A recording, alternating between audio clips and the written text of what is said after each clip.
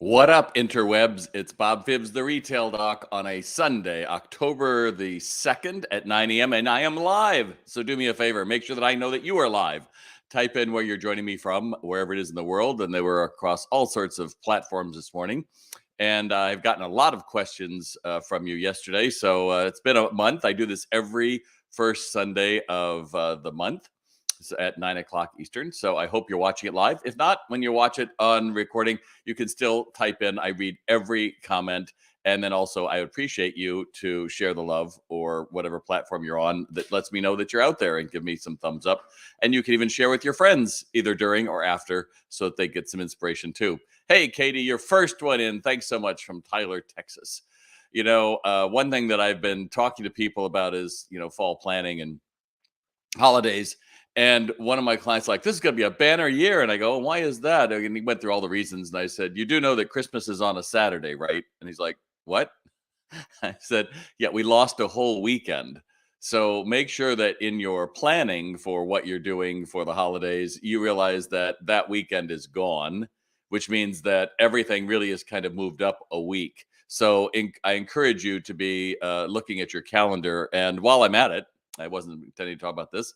Make sure that you have your holiday hours already figured out and ready to post, because you have employees wanting to take vacations. You're going to have suppliers. You're going to want to know things. You're going to want to be able to put things in your newsletter, etc. And you don't want to be thinking about this on Thanksgiving Day. It's way too late. Now is the time when you have a little bit of time, because it's the shoulder month, right? This is the time that you can actually relax and get your head straight before you jump into the holiday season. By the way, I hope you like my new shirt. I thought someone would have said it by now, but okay, there we are. Heather, I'm glad you're here from Fredericksburg. Cindy from Florida.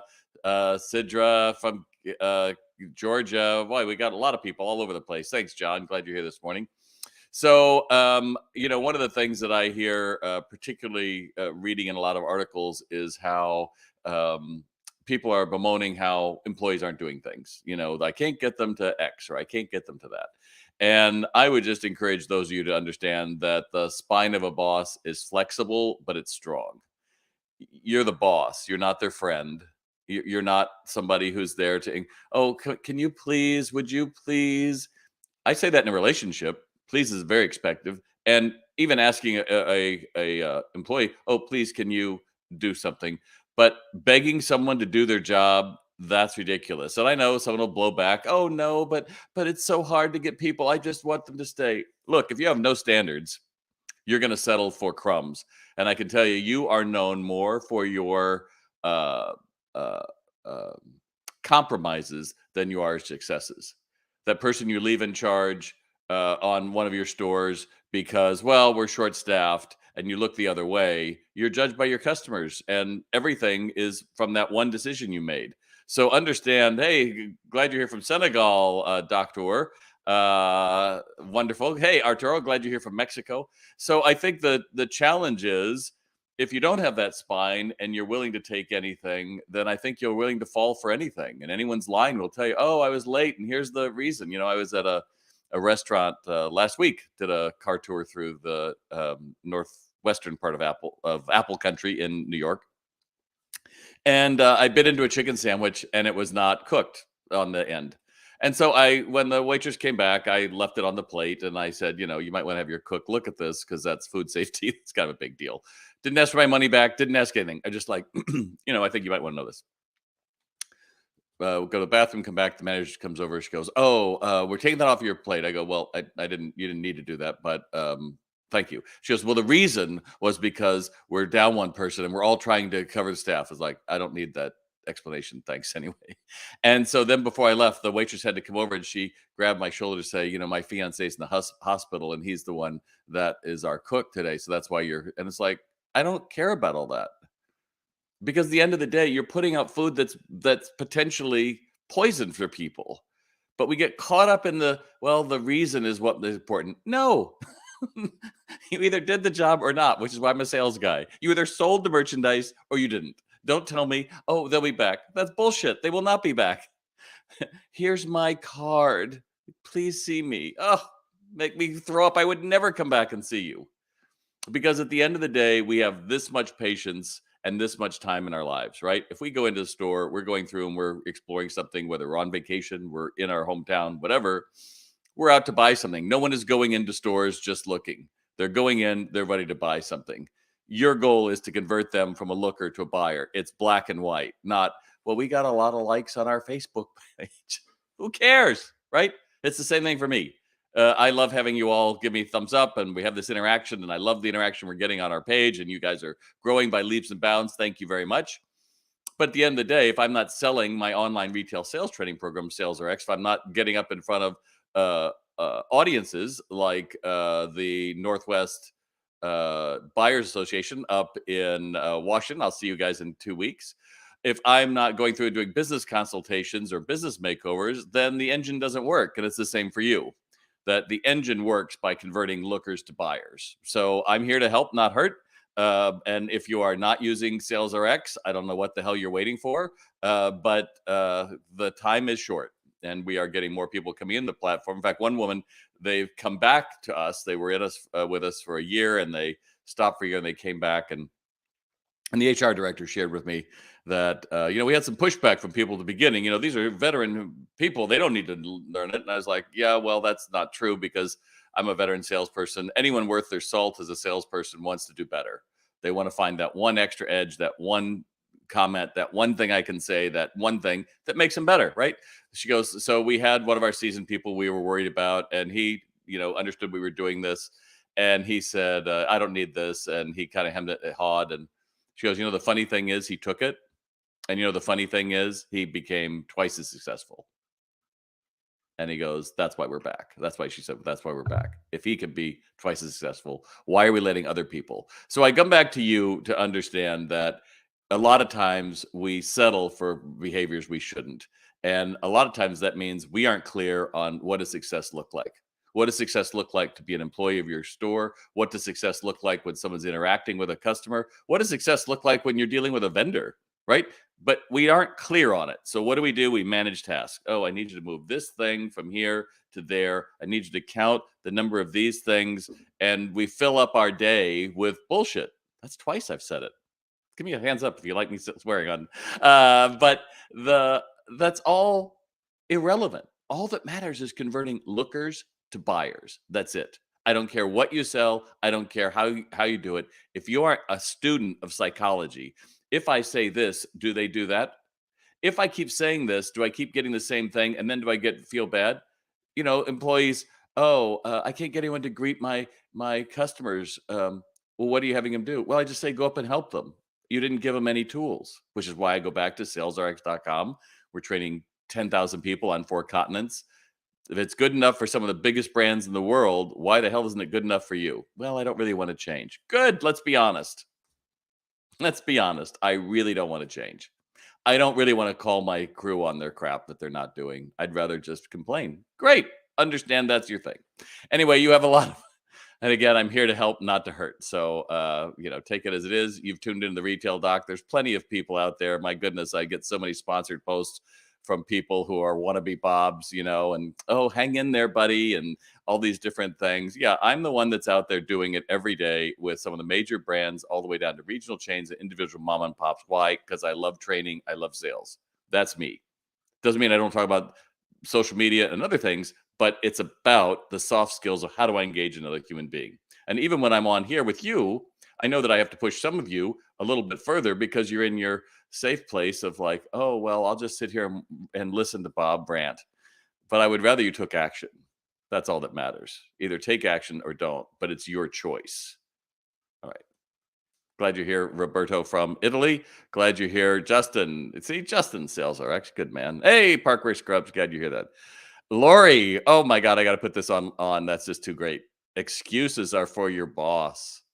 Exactly. Actually, I thought that it said as I was looking at excuses are your boss, which could have worked that way too, Lori. But anyway, that's good. All right, you have several questions, and let's see what you've got. First up from Bob from Chicago. My question has to deal with retail theft. Okay, it's a big problem. It's a big deal.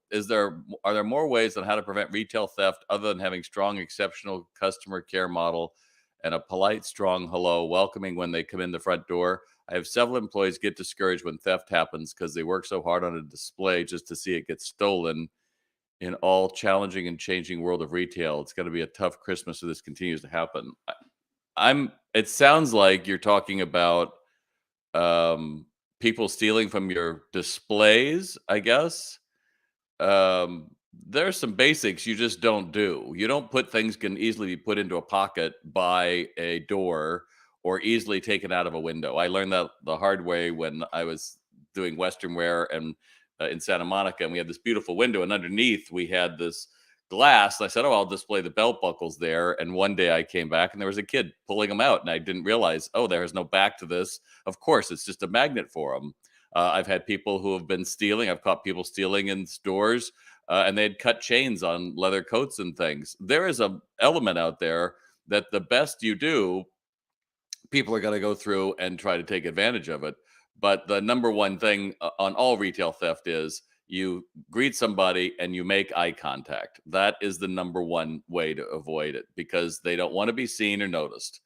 And somebody put up signs in a store on the post, you'll see it. Don't steal, it's a dick move or something. And I'm sure you think that's really funny. I would never put something up. And putting signs in a store to a theft, please, shoplifters will be prosecuted. Really, you think that some kid 16 who's going to go through and steal something or resell it or whatever, that's going to, oh, there's a sign, I should not do it. No, the number one thing is you have to make sure that you greet them, get your eye contact, and also understand that there are organized people out there trying to steal your merchandise, which is why I go back to everything should be in your POS. Everything needs to have a SKU. You need to know what your shrink rate is. It will scare you once the first time you see it, and to realize a shrink could be anywhere from 5 to 10% of your merchandise is going out the door. But also, I would challenge if your crew, Bob, knows how much stuff is really being stolen. Things may have been moved. Things may not come from the same place, but I think it's a big leap to say that. And let's face it, we're living in a world where you go into a Walgreens or Rite Aid, and the deodorant now is locked under key for $3 because it's so easy to steal. So I just go back to the number one way is eye contact, not just a greeting. I walked into a store the other day, and the woman shouted "Good morning" to me as she was like going across the middle of the store, and I was with a buddy, and he's like, "So that counts as a greeting, right?" I'm like, not in my book, it doesn't, but in hers, at least she got it half right. So there you go. If you like what I have to say, I hope you'll give me some thumbs up. If you're on Facebook, you can give me the love with hearts. If you're on LinkedIn, you can give me the applause. And obviously on YouTube, you can do the same. So if this is helping, please type it in. Let me know if this is helping. If you have another question, you can type that in now. I'm going to move on. Bob has a second question for me. I don't know if I allowed two in one, Bob, but all right, you're from Chicago. My second question has to do with how to boost employee morale. I've tried pizza and pop and even sub sandwiches, but all those cost money and they don't really show me results I'm looking for. Capturing first place for credit card sales, donations, just be ahead of daily store duties. Any advice or tips? I'm unclear what I thought I had it, and then the capturing first place for credit card sales and donations. I think you're saying if that's they do. The number one thing that people don't realize, Bob, you want to motivate a crew, you take interest in them, which is why in Sales RX we do a whole part on how do you open windows of contact, go through them, and share and have soft skills. Because just taking 3 minutes out of your day every day to be a little bit in their story of their life and sharing your own lets them feel like they're valued. Most owners have gotten away from walking the floor, and we look at employees as a cost. We don't look at it as how do we bring them together or what do we do. And I think if you're looking to boost employee morale, it really comes from finding a way to connect genuinely with them. And then yeah, you can certainly talk to them and say, what would be exciting, what would be a fun thing to do. Could be a charity, could be part of Habitat for Humanity, redoing a store with some of your products, your home goods. There's a million things you could do, but it starts with valuing them as a human being and be able to notice that. And I'm not talking those energy sucking managers we've all had that just want to ask you 20 questions about your life. And it's like, this is too personal. I don't really want to talk to you. but it's having that connection between the two of you. That's what I think makes all the difference. So there you go. Right. Michelle asked, there's a company you suggest to work with for offering live videos on Facebook and YouTube. Could you share it again? Michelle, I think you're talking about what I'm using right now, which is StreamYard. I like StreamYard a lot because there's a lot of things I can do with StreamYard, which I'm not doing right now. But I could put I had thought about if I'd gotten down here earlier, I was going to put my questions up. They would have been right here and I'd call up each one. But when I started thinking about it, some of you put your questions are like part of 5 sentences. So it'd be hard to do that. That's one thing. You can have another guest on, and it's going seamlessly to Facebook, LinkedIn. It could go to your private groups, all of those kind of things, which I really like. And it costs a little bit because you want to remove the little duck image, but I think it is totally worth it. I'm glad you like that, Michelle. Great. Patrick says, let's talk about teaching new managers how to role play with their associates. So, Patrick, I know you're one of our users, and I am thrilled that you are here with me today, dude. The number one thing is I would say ask them of a favorite sport that they play. Okay, start with a sport. Do they play a instrument? Okay, if that, I will fall down to if they are a chef or make their own food. Either way, or of those three, if you find something they do, the key is making sure they understand they already do this, right? So mock we call them mock sessions in Sales RX because role play is super triggered word. A lot of people are used to, okay, I'm the customer and you're the salesperson, go. And we fall down hard on that because we don't know what success looks like, going back to what I said originally. And so in Sales RX, we walk you through exactly how to do that. But here, the key is getting to understand that all the way through your life, you've had mock sessions. If you're learning baseball, you go through and you learn you have batting practice, right? Or fielding practice. You think that Aaron Judge just stopped that, I don't know, 5 or 6 years ago? He's a Yankees. Yeah. Sorry, Boston. But at the end of the day, he's out there every day because he knows he has to get better and he has to keep his mind in the game of where to hit the ball where he wants, not where it just happens to come. Same thing if you're learning an instrument. You learn what the instrument can do, and then you put your own feel on it. But nobody says, this is a D major scale. Put your hands like this. Okay, you're done. You have to practice. And a recipe, we've all done that, right? You think you know exactly what you do. Okay, so you just try to put the bread together and you're like, oh, I forgot the salt or something. You go back to the recipe. What am I supposed to do? And when it comes out wrong, you're like, oh, make a note in the recipe. Well, this is no different. They have to understand what does success look like, and you have to make sure that you've trained them just that one part, right? So if we're just doing how to hold the bat, that's all we're going to do for a role play session, and meet with success with that, and get creative, right? So maybe if I was teaching, I'm totally off book here, but if I was teaching somebody how to bat, I might give them a pencil and I might say, all right, here's the bat, do it this way. I might end up giving them that, and I might give them one of those, what are they in the pool, the big float squidgies, foam things. It doesn't matter because I'd say, well, let's look at what the similarity to all of it is. When we choke up on the bat, how far up is it? Is it all the way at the bottom? Is it the top? Why don't we do the top? Get all those questions answered and then say, all right, now here's the bat. Show me how it works, and then teach me it. But I think because most of them have never been trained how to do role play sessions, we pull back and we say it's not needed. Here's the big thing: knowing isn't doing. Just because I told you greet everybody this way doesn't mean they're going to do it. It means they understood it. But unless you get those synapses to get into the body and make it something that the body knows, it's not going to happen. Which is why, I've told you all know I'm a conductor, right? So conductors, we have to learn that there's patterns that you do to keep the music together. Well, you don't want to have to think, oh, my hand goes here, it's here, I'm doing this. You get it so that you understand this is an extension of my body. Does that make sense? So if I really want to make something big, I might go, oh, and then I'm going to pull this up because I know that I have that motion in my hand. Same thing in selling. We understand that questioning in certain places is great, but the questions we ask have to be different when they're farther down in the sale than when I first meet you. Otherwise, you end up people saying the same thing over and over again. And particularly if you're selling something that's more than a couple $100, it feels phony and it feels like they're not engaged because no one ever taught them. I hope that helps, Patrick. Again, if this is interesting to you, give me some thumbs up. Let me know that you're here. Let me know that you're getting something out of it, because time is all any of us have, and you've already given me 19 minutes. And if you still stayed with me, I have to believe there must be something you're getting out of this. So let me know. Good morning, Pradeep from Dubai.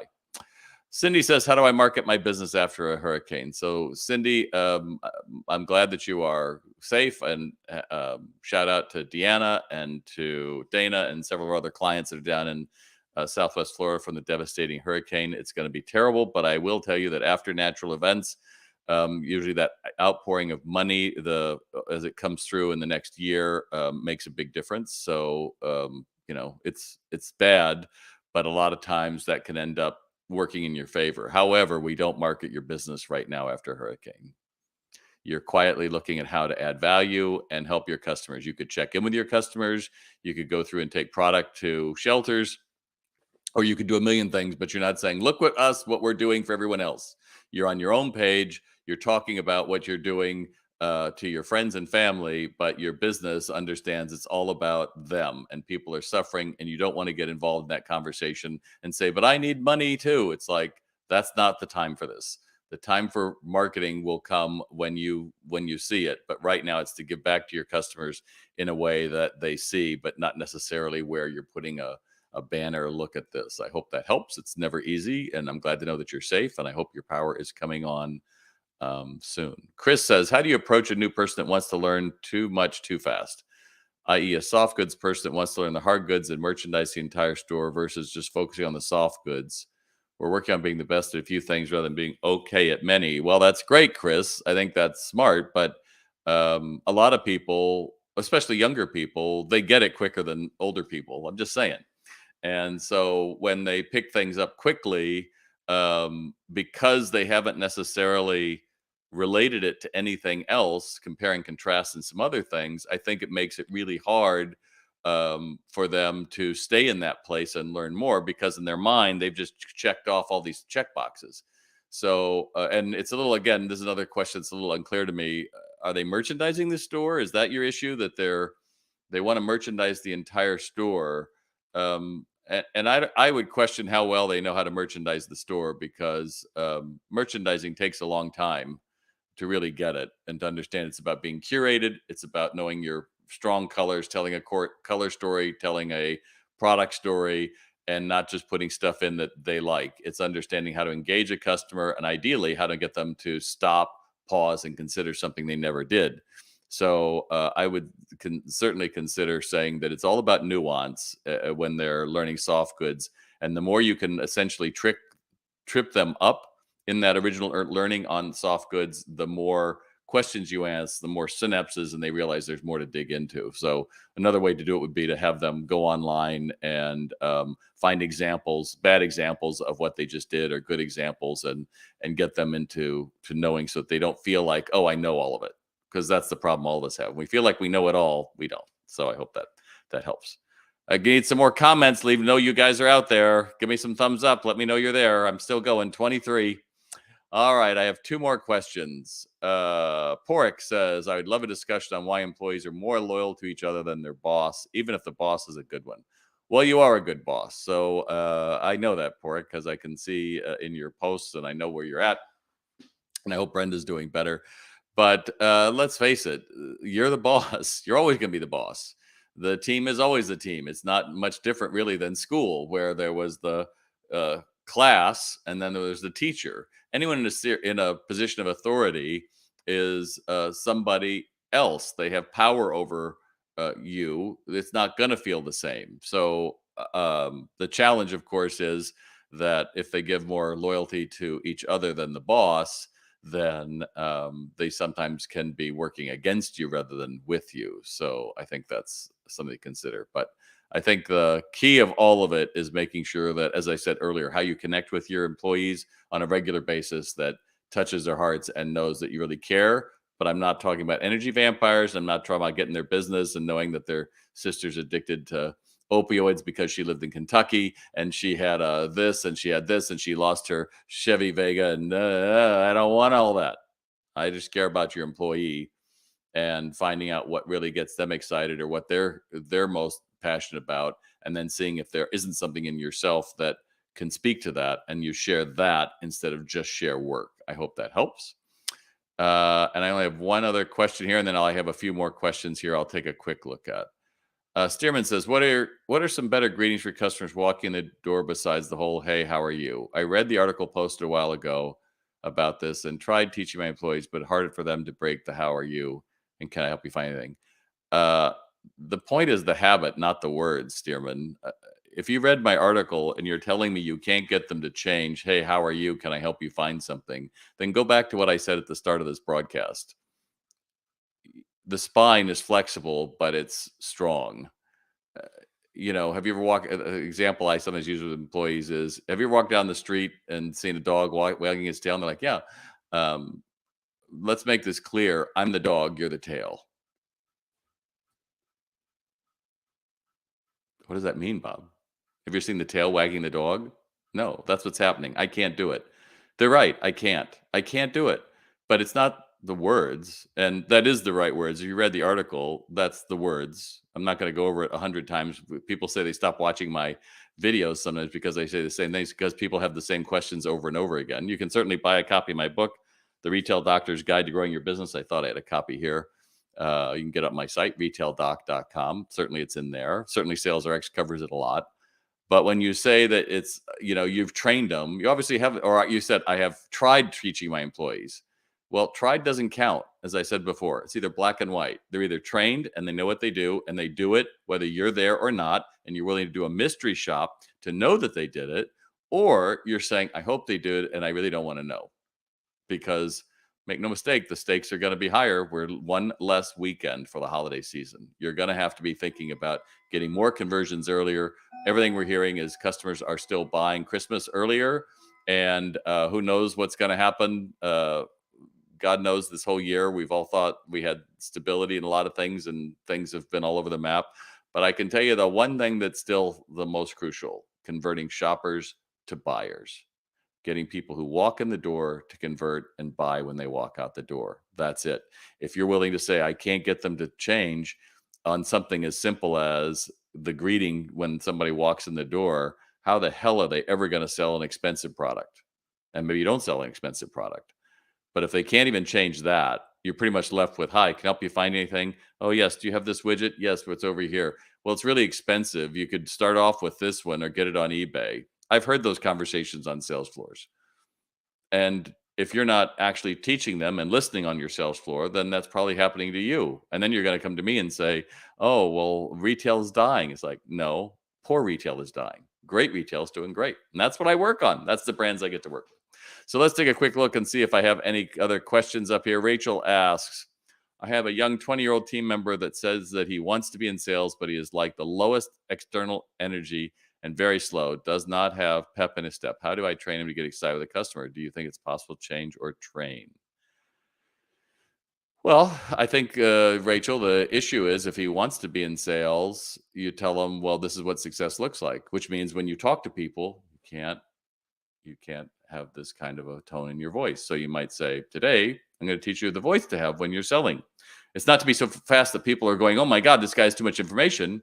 But it's also not. In fact, that might be that might be a way you train them. Have them say, write out, something about one of your products.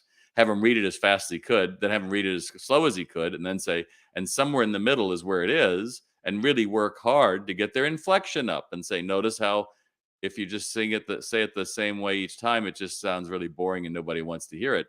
But when we stop and find people will tune into us when we take a pause, then they start to get excited because you've got their brain going. So I hope that helps. Try it. Let me know how it works. Facebook, anonymous Facebook user says, is it too late to start marketing for holiday season? Nope. Certainly good. Just make sure it's not all 20% off this weekend, the entire store with coupon only. Make sure you are thinking about your customer and what they're dealing with. That's how social media works.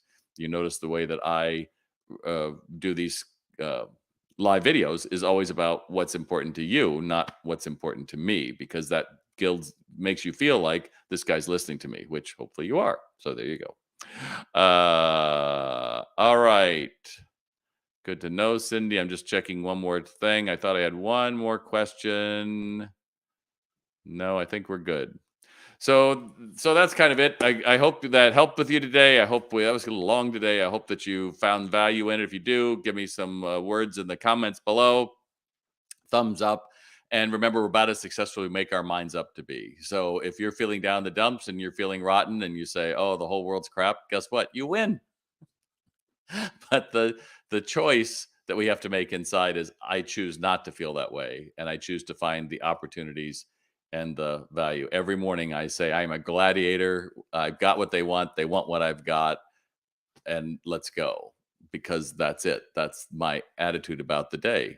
Things may come after me, but I have to set my compass. That's what I want to do today. And I hope you'll do that as well, because you are a gladiator. People want what you have, and you have what they want. With that in mind, I'm Bob Phibbs, the Retail Doc. Thanks for joining me, and I hope to see you soon.